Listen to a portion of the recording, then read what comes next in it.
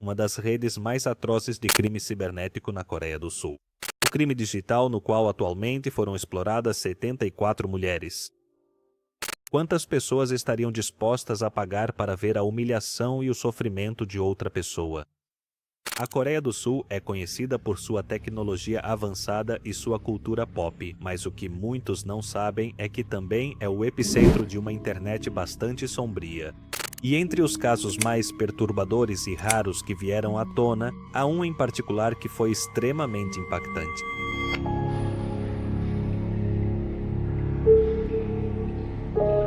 Sabemos que os asiáticos costumam ser meio pervertidos, mas o que acontecia aqui faz você questionar muitas coisas. A chamada Nesi Masala tratava-se de uma rede de distribuição de conteúdo abusivo que explorava e degradava pessoas de todas as idades, obrigando-as a realizar práticas bastante cruéis. Este caso foi bastante midiático na Coreia do Sul e no mundo todo, graças à brutalidade e ao nível de organização dos responsáveis que atuavam na clandestinidade da internet sul-coreana. Caso você não saiba, na Coreia do Sul a pornografia é totalmente ilegal e desde 2019 o governo começou a aplicar filtros mais rigorosos para censurar todo tipo de conteúdo sexual explícito. Isso fez com que começassem a surgir diferentes formas de divulgar conteúdo adulto, principalmente por meio de serviços de mensagens como o Telegram. E sim, mais uma vez o Telegram envolvido em um caso obscuro. Como comentei no vídeo, o lado obscuro do Telegram, esse aplicativo é conhecido por sua segurança rigorosa e controle de privacidade, por isso é a plataforma perfeita para cometer ou discutir qualquer ato ilegal. Um claro exemplo disso ocorreu no início de 2019, quando as autoridades sul-coreanas receberam uma denúncia sobre a existência de uma sala no Telegram, onde era compartilhado conteúdo explícito obtido por meio de extorsão e ameaças às vítimas, conhecida como The End Room. Era uma sala de chat no Telegram criada e administrada por um usuário chamado God, que ao entrar te recebia com a seguinte mensagem: as fotos e vídeos desta sala foram obtidos ameaçando mulheres que se desviaram do caminho. As garotas que não fizeram o que lhes foi dito e fugiram, façam o que quiserem. E tenho certeza de que algumas pessoas aqui entraram para ver se seus vídeos ou fotos estavam no chat. Fique tranquila, você não tem com o que se preocupar se fez o que pedimos. Como te comentei, qualquer conteúdo de natureza sexual e explícita é ilegal na Coreia do Sul. Apesar disso, algumas garotas, principalmente jovens, postam fotos e vídeos fazendo certas coisas, você sabe do que estou falando, expressando seus desejos sexuais. Sabendo disso, God as localizava, entrava em contato e se passava por policial, garantindo que elas poderiam ser presas, por publicar esse tipo de conteúdo e que avisaria seus pais. Ou também enviava um link com a mensagem: descobrimos quem você é. Ao clicar no link, as vítimas eram hackeadas, o que permitia obter todas as suas informações pessoais. Esses dados eram então usados para extorquí-las, ameaçá-las e obrigá-las a cumprir todas as exigências que ele quisesse, caso contrário, ele as denunciaria. Essas mulheres eram chamadas de escravas. Essas vítimas não só eram obrigadas a gravar todo tipo de material audiovisual, como também eram forçadas a realizar atos degradantes e humilhantes. Faziam-nas latir e comer comida de cachorro, comer fezes, lavar o rosto com urina, se automutilar com facas, enfiar canetas e tesouras em suas partes íntimas, serem estupradas e muitas outras coisas que prefiro não mencionar para que o papai YouTube não desmonetize o vídeo. E na verdade não era só uma sala, eram muitas. Por isso o nome de enésima sala, porque eram várias, e funcionavam com uma logística, organização e hierarquização de salas bastante profissional. God compartilhou um pequeno trecho dos vídeos na sala número 1, deixando claro para os membros que, se quisessem ver mais, teriam que pagar. Algo parecido com a página azul, mas para sádicos e doentes. Os membros que desejavam continuar assistindo ao vídeo faziam o pagamento por meio de gift cards. Após isso, Got Got enviava um link para acessar uma segunda sala. Uma vez lá dentro, compartilhava o conteúdo completo, oferecia material ainda mais perturbador e promovia o acesso à sala seguinte. Esse processo se repetia progressivamente até chegar à oitava sala. Quanto mais exclusiva e cara era a sala, mais degradante e violento era o conteúdo distribuído. Em cada nível, eram compartilhados centenas de arquivos de entre 3 e 4 vítimas, o que somava um total de entre 20 a 30 vítimas ao longo das 8 salas. Além disso, cada uma contava com a participação de entre 300 e 400 membros. Got Got gostava de manter um controle rigoroso sobre a quantidade de membros e vítimas simultâneas, provavelmente por razões de segurança. Para entrar na primeira sala, era preciso primeiro passar por outra sala chamada Godam, administrada por Watchmen. Nas salas de God God não era permitido que os membros comentassem, mas em Godam, sim. Então, como você pode imaginar, essa sala estava cheia de conversas e comentários totalmente doentios. Falavam sobre os vídeos que eram compartilhados em outras salas, faziam críticas, davam opiniões e até planejavam como cometer crimes sexuais contra as vítimas.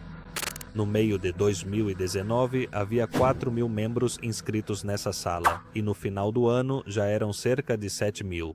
Digamos que na sala Gotham, Watchmen fazia promoção e gerava conversas sobre o conteúdo como uma forma de publicidade para que os membros fossem comprá-lo.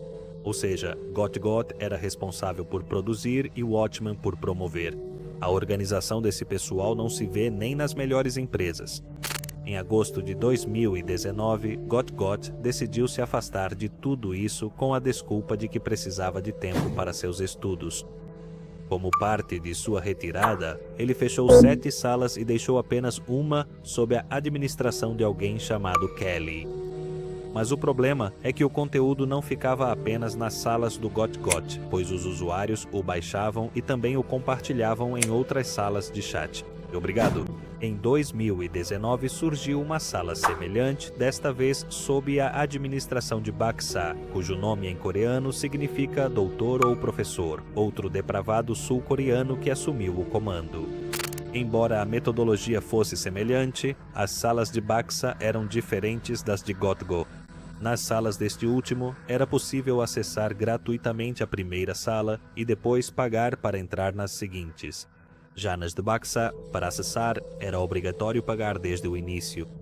Funcionava mais como um serviço de assinatura, onde com uma única taxa se obtinha acesso a todo o conteúdo disponível na sala. Dependendo do valor que você pagava, tinha acesso a salas diferentes.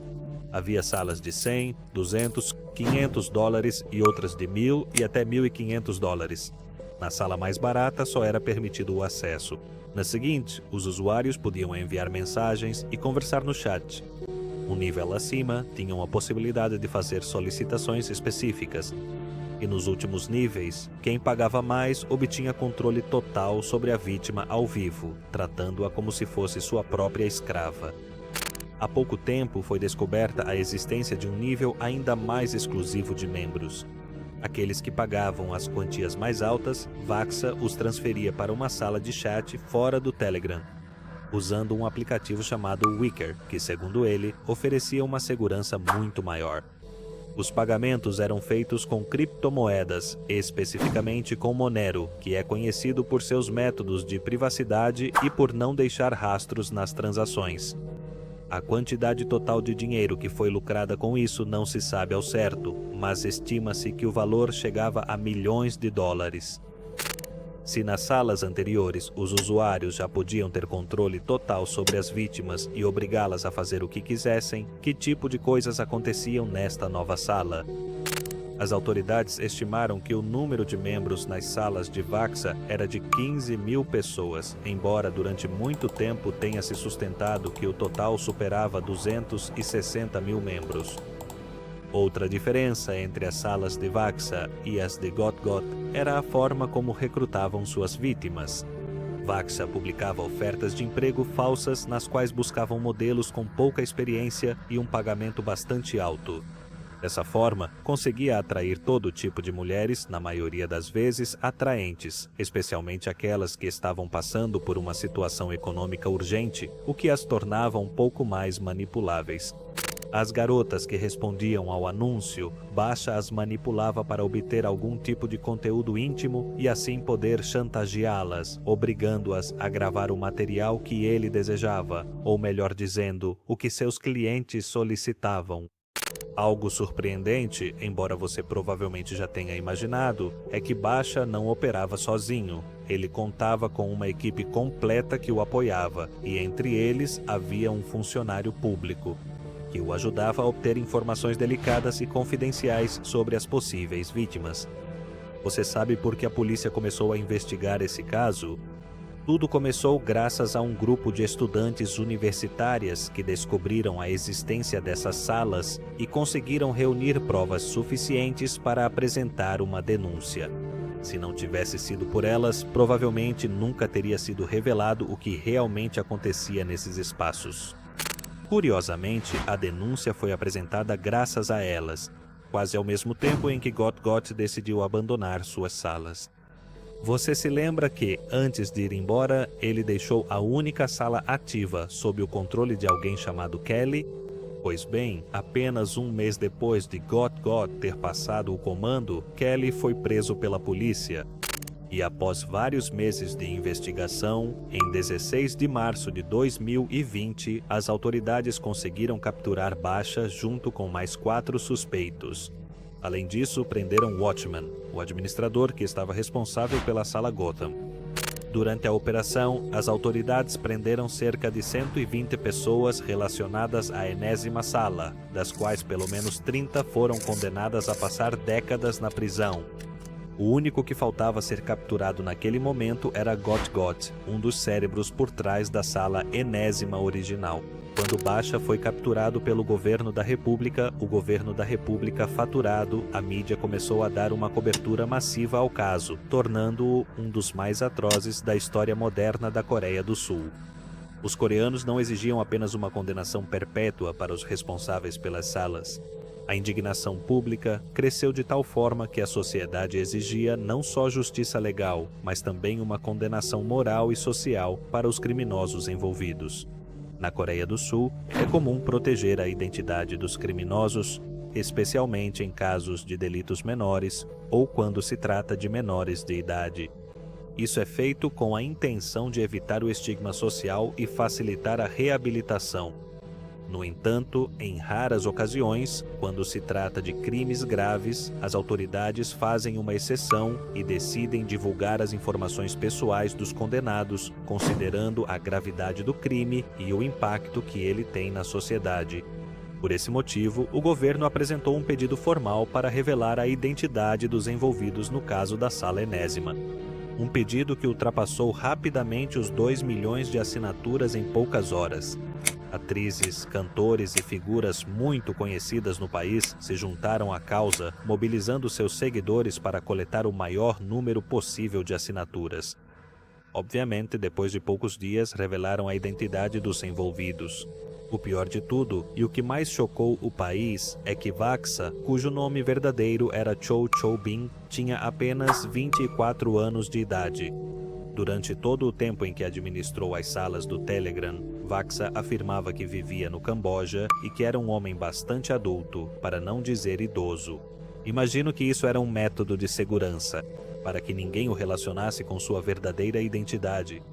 Quando foi capturado, Basha negou categoricamente ser o culpado. Ele dizia que não fazia ideia de quem era Basha, mas com o tempo e um pouco de pressão por parte da polícia, acabou admitindo. Algo que não se sabe ao certo, ou pelo menos as autoridades não disseram, é por que ele apareceu na coletiva de imprensa com aquele colar cervical e um ferimento na cabeça. Mas segundo informaram, foi porque Basha tentou se machucar várias vezes, batendo a própria cabeça como método de manipulação. Durante essa coletiva de imprensa, ele pediu perdão às vítimas, mas com uma frieza assustadora. Parecia que ele não se importava nem um pouco com o que fez, só lamentava ter sido capturado. O mais estranho é que houve uma declaração que chamou bastante a atenção. Ao terminar a coletiva de imprensa, Baksa disse: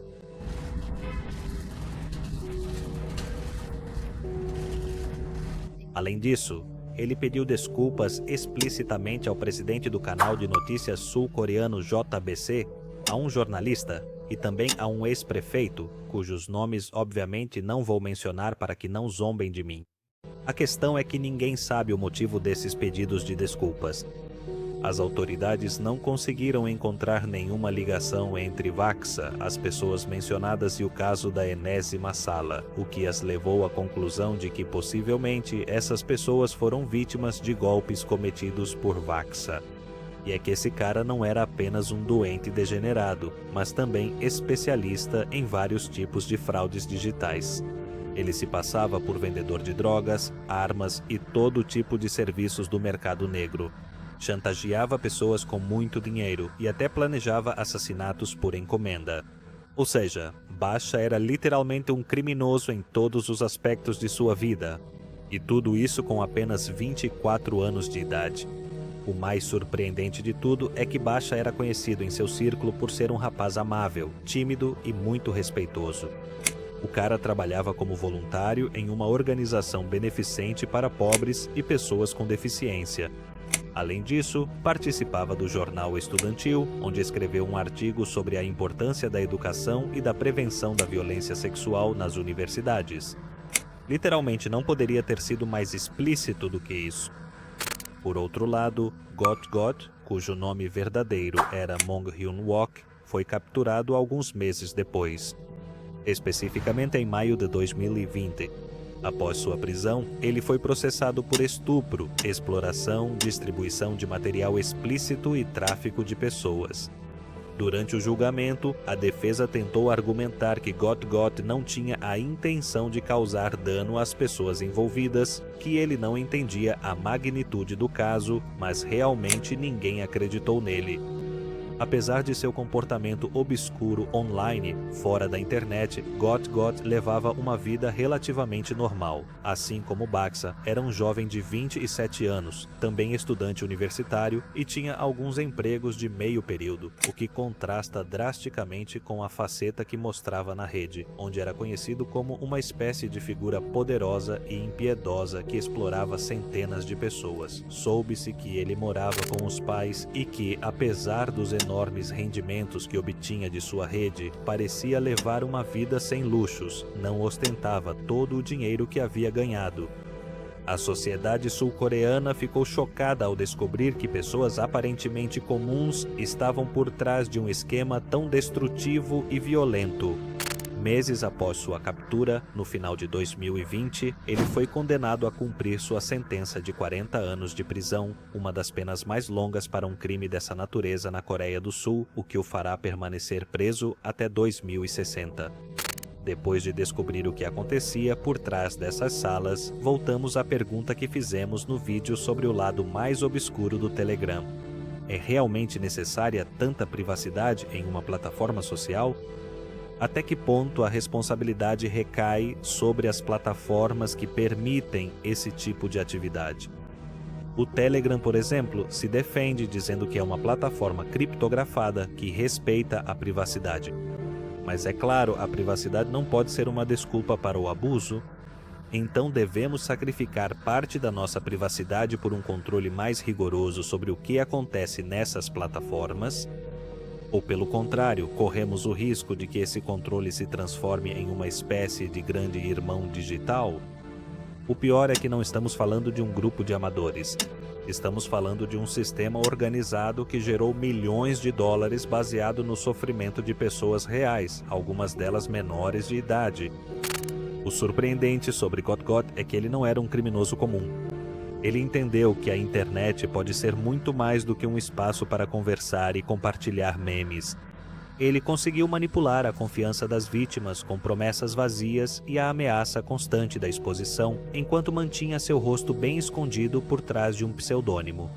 E tudo isso a partir de um simples celular. Claro, sua queda foi inevitável. Mas quantas pessoas existem na internet fazendo coisas piores do que essa? E nunca serão descobertas? Acho que poderíamos tomar este caso da enésima sala como um lembrete de que a internet pode ser, e de fato é, um lugar muito sombrio se não tivermos cuidado. A resposta para qualquer uma dessas perguntas que fiz a você não é simples, e se algo ficou deste caso é que a internet, assim como a vida, tem coisas muito boas e coisas muito ruins. Então, onde traçamos a linha entre a liberdade digital e o controle necessário para frear esses crimes? Isso, meus amigos, deixo para que vocês debatam nos comentários. E bom, obrigado por terem assistido a este vídeo e apoiado o canal, especialmente você, por ter assistido até o final e não se estressar com meus comentários fora de hora.